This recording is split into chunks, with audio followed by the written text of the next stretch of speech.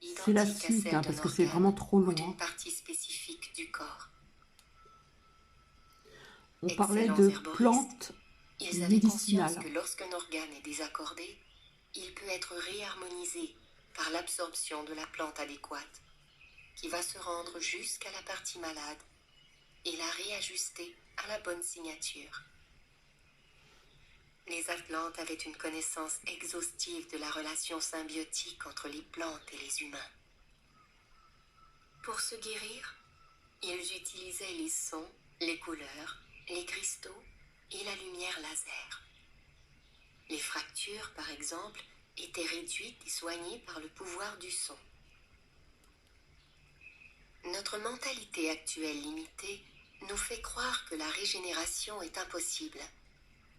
Les Atlantes, ne souffrant pas de cette limitation, étaient capables de régénérer et de faire repousser des membres. Ils pratiquaient également la chirurgie psychique et construisaient des chambres de guérison avec différents types de cristaux. Pour la dépression, on utilisait par exemple l'améthyste, qui purifie l'énergie mentale et remonte le moral. Bien sûr, les guérisseurs canalisent. Là où je comprends pas, c'est qu'ils parlent de dépression dans ce monde, alors que tout paraît magique, tout paraît formidable.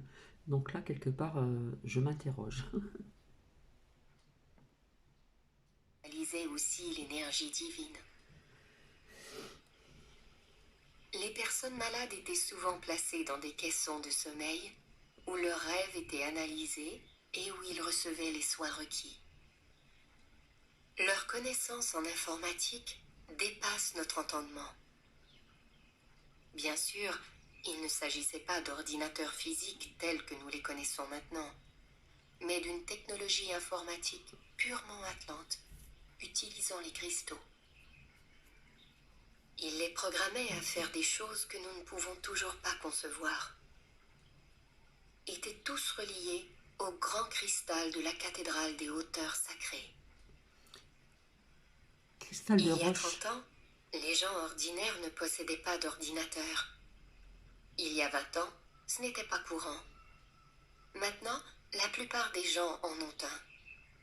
La technologie a progressé à une vitesse extraordinaire, car ceux qui avaient développé l'informatique en Atlantide se sont réincarnés, afin de faire ressurgir cette connaissance. Les ordinateurs étaient utilisés pour balayer et analyser le corps, afin de savoir si le blocage était physique, émotionnel, mental ou spirituel. La cause de la maladie pouvait par exemple s'avérer karmique. Dans ce cas, la guérison pouvait s'effectuer par la purification, qui prenait la forme du pardon ou de la compréhension. Et bien sûr, par l'intermédiaire de la thérapie par les sons et les cristaux. Tout fonctionnait avec l'énergie cristalline. Des cristaux alimentés par l'énergie solaire, renforcés par les couleurs et les sons, étaient utilisés pour faire fonctionner des véhicules, pour le chauffage, la réfrigération et même pour faire voler des vaisseaux spatiaux. Durant la période obscure des derniers jours de l'Atlantide, lorsqu'ils avaient perdu leur pureté et que leur puissance avait décliné, les Atlantes recherchaient désespérément de nouvelles formes d'énergie et avaient même envisagé l'utilisation de carburants fossiles. Mais à cette époque, il fut estimé que cela aurait un impact catastrophique sur la planète et l'on refusa de les utiliser. Si, lorsque vous étiez enfant, vous avez eu l'impression de pouvoir voler, ou si vous rêvez encore parfois que vous êtes capable de voler, il s'agit d'une mémoire ancienne qui s'attarde dans votre esprit. Car durant les temps bénis de l'Atlantide, les gens savaient utiliser l'énergie des ondes sonores pour se déplacer dans l'air sur de courtes distances. La légèreté, ce que vous avez Ceux qui avaient une entendu. conscience élevée avaient acquis la maîtrise de la gravité par le pouvoir de l'esprit. Ils créaient autour d'eux un champ d'énergie en rotation, à l'intérieur duquel ils pouvaient voyager en se concentrant sur la destination. On s'asseyait sur des disques métalliques accordés à la vibration spécifique de la voix, qui servaient de clé pour les activer. Puis, ces disques étaient frappés comme des gangs et rechargés par la vibration. Ils s'élevaient ensuite par la concentration de l'esprit et vous emmenaient jusqu'à votre destination. Les choses spirituelles sont simples. C'est l'ego qui recherche la complexité. Dans les premiers temps de l'Atlantide, les vêtements étaient très sobres. Une tunique, souvent violette, et des Des vêtements sandales. simples, comme on vous l'a Les dit. prêtres portaient du vert pâle, du bleu ou du blanc, selon leur grade. Leur seul ornement pouvait être un cristal, choisi pour élever leur conscience. Au fur et à mesure du déclin de l'Atlantide, les vêtements et les parures devinrent de plus en plus élaborés. Les bâtiments étaient construits selon des lignes fortes et pures. La vie était simple. Les hommes et les femmes étaient considérés égaux et complémentaires. Il était entendu que l'âme choisissait son sexe avant l'incarnation en vue de l'expérience qu'elle avait besoin de vivre, et que les deux étaient de valeur égale.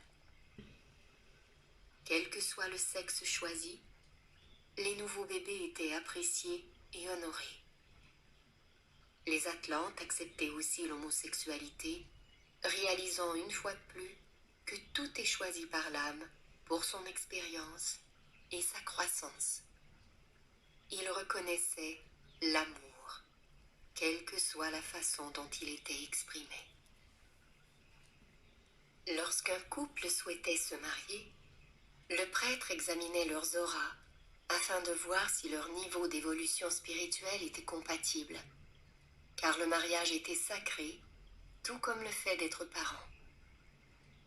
Cette pratique se poursuivit dans la tradition essénienne et dans certaines tribus amérindiennes, telles que les Pieds-Noirs et les Iroquois. Le couple entrait en contact avec l'esprit du bébé avant la conception, et par conséquent, tous les enfants étaient aimés et bienvenus. La vie familiale était importante, et les parents passaient beaucoup de temps à jouer, à raconter des histoires et à chanter avec leurs enfants. La maisonnée comprenait de nombreux animaux, car c'était un peuple chaleureux, au cœur ouvert. Ils adoraient le plein air et la nature.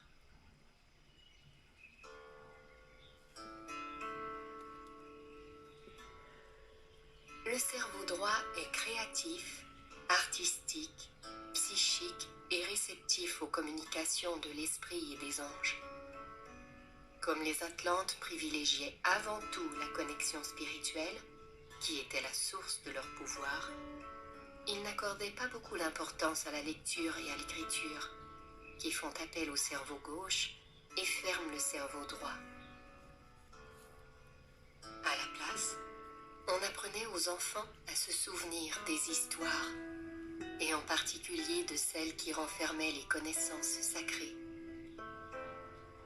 Cela augmentait leur capacité d'enregistrement, et ils possédaient une mémoire phénoménale. Cela aussi, on vous l'a dit, Durant les une cérémonies, école les gens différente de déclamaient maintenant. ces histoires autour des pierres sacrées, afin de faire monter l'énergie. Les enfants recevaient l'enseignement des prêtres dans les temples. Ils étaient amenés vers un état de relaxation profonde, avec une musique spéciale, qui rendait leur esprit réceptif à l'information. Ensuite, les prêtres leur transmettaient par télépathie la connaissance cosmique.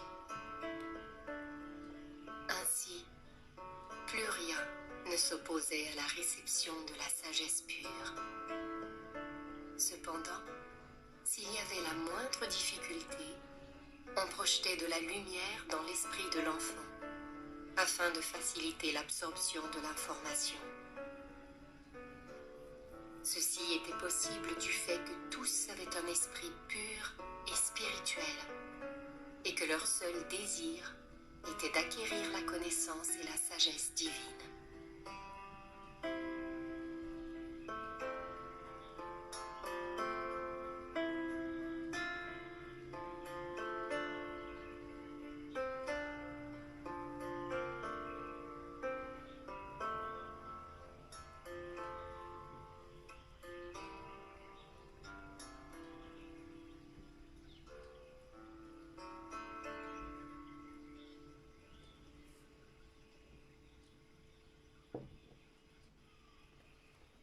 À l'époque où l'Atlantide était pure, les gens n'étaient pas religieux, avec les restrictions et le contrôle que cela implique de nos jours. Mais ils étaient spirituels. Ils croyaient à la continuité de l'âme et à la réincarnation. À la mort, le corps était donc préparé pour un voyage qui se poursuivrait au-delà du retour. Cette spiritualité était centrée sur l'unité de toutes choses. Ils honoraient l'unité des plantes, des animaux, des arbres et de toutes choses, et ils vénéraient l'art et la nature. Des pierres spécialement choisies étaient envoyées par lévitation vers des points de pouvoir, invariablement situés à la croisée de deux courants. Les pierres sélectionnées étaient placées en cercle. Chacune d'elles était légèrement concave, de sorte que le cercle formait une chambre sonore dans laquelle on pouvait faire résonner des sons sacrés. Un grand nombre de ces cercles de pierre étaient aussi orientés en direction de l'une des étoiles ou des galaxies, afin de pouvoir invoquer la puissance et la sagesse des êtres de ces systèmes stellaires plus avancés.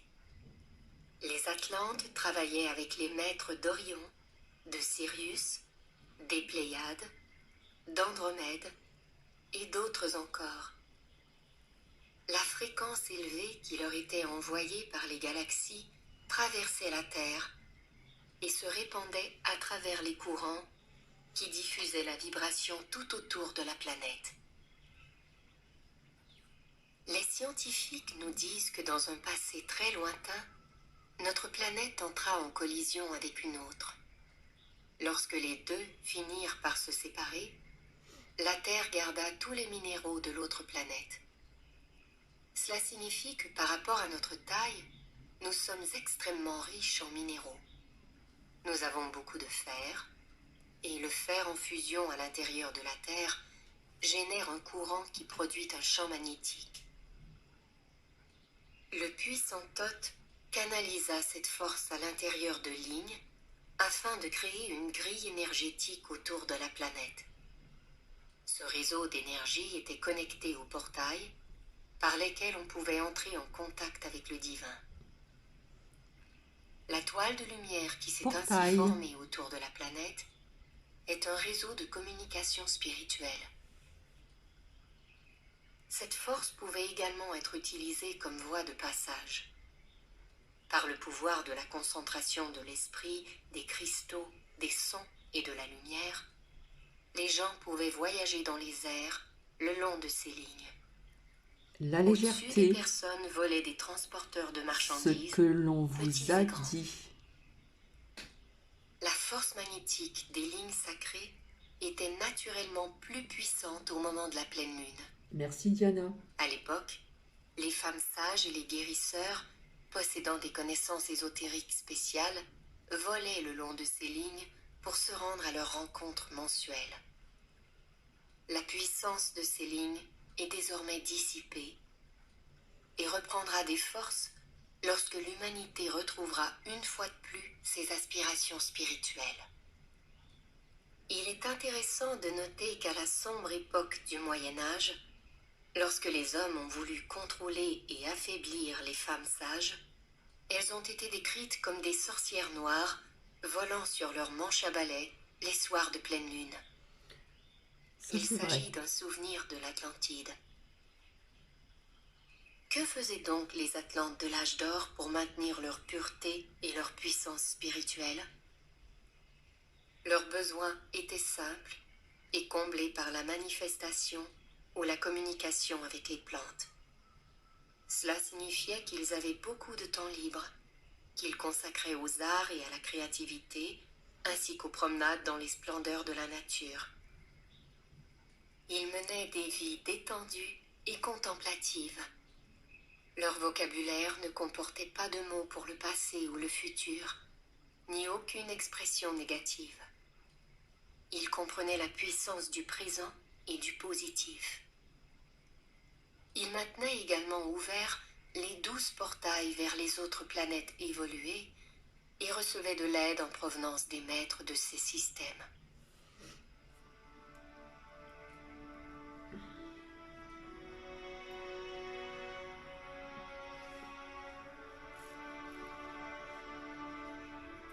J'aimerais conclure avec un message des anges de l'Atlantide. Ils ont maintenant besoin d'aide. L'Atlantide est en train de ressurgir, ce qui signifie le retour d'une époque de pureté et de simplicité, offrant d'incroyables possibilités d'évolution et de puissance spirituelle. Les anges de l'Atlantide sont prêts à revenir sur Terre et sont à la recherche de personnes à la fréquence suffisamment élevée pour travailler avec eux.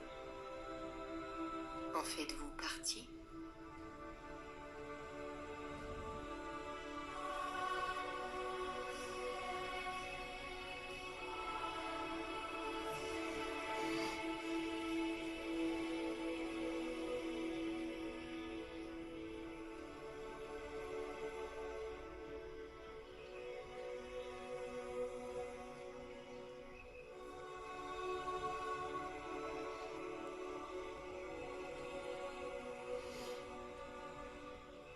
Si vous souhaitez en savoir davantage au sujet de l'Atlantide, des anges dauphins et des secrets ésotériques,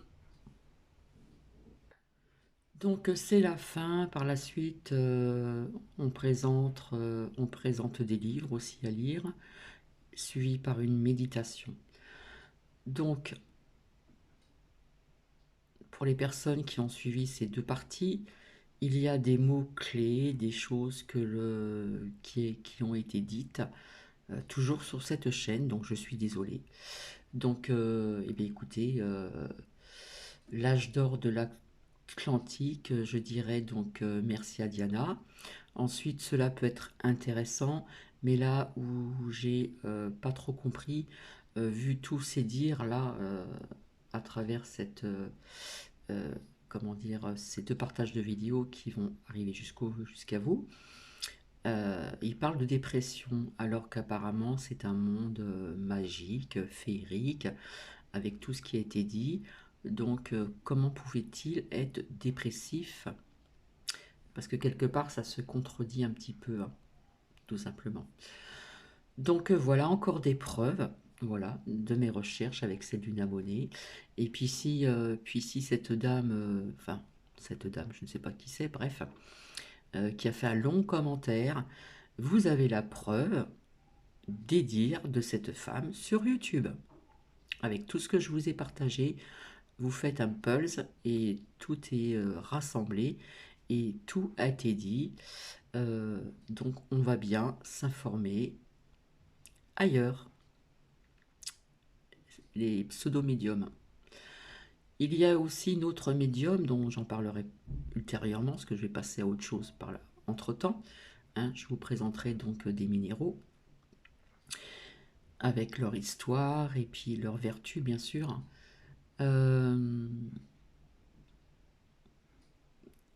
Là, tout a été dit, sincèrement. Donc je répondrai encore à cette dame. Non, je ne suis pas en train de... Je ne sais plus le terme que l'on a employé sur le commentaire. Je ne sais pas, mais enfin c'était grotesque. Non, non, non, non, pas du tout. Non, non, je suis dans la bienveillance. Et, euh, et si vous remettez un commentaire ou qu'il y a d'autres trolls, entre guillemets, que j'appelle des personnes dans la malveillance, eh bien, je retire, tout simplement. Voilà, encore une preuve de ce que j'ai ressenti sur cette personne. Ah oui, c'était le mot déglinguer. Non, je ne déglingue pas. J'essaye d'ouvrir les yeux à certaines personnes, tout simplement.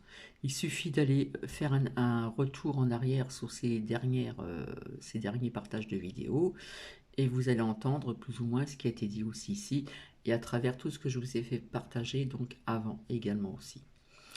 Donc, à savoir aussi que j'enregistre sur une clé USB Medir et j'enregistre aussi autre chose ailleurs. Voilà, par précaution. Écoutez, je vous souhaite une superbe journée et je reviendrai ultérieurement, je pense, pour déjà un premier partage d'un minéral. Voilà. Son histoire, d'où les gisements, d'où les vertus, etc., etc. Donc, je trouve que ce minéral va être bien d'actualité avec via ce qui se passe. Donc, ça peut être intéressant aussi. Voilà. Je vais vous laisser, je vais aller manger, parce que je n'ai pas encore mangé. Et je vous fais des bisous. Et puis voilà, pour les personnes qui ont suivi cette personne, eh bien, vous allez retrouver ici euh, l'âge d'or de l'Atlantide, les couleurs aussi d'un bleu, violet, machin qui n'existe pas sur Terre, etc. Après, c'est vrai que c'est très intéressant. Voilà, c'est vrai que c'est très intéressant. On en prend et on en laisse, tout simplement. Allez, je vous fais des bisous et je vous dis à très bientôt. Bisous, bisous.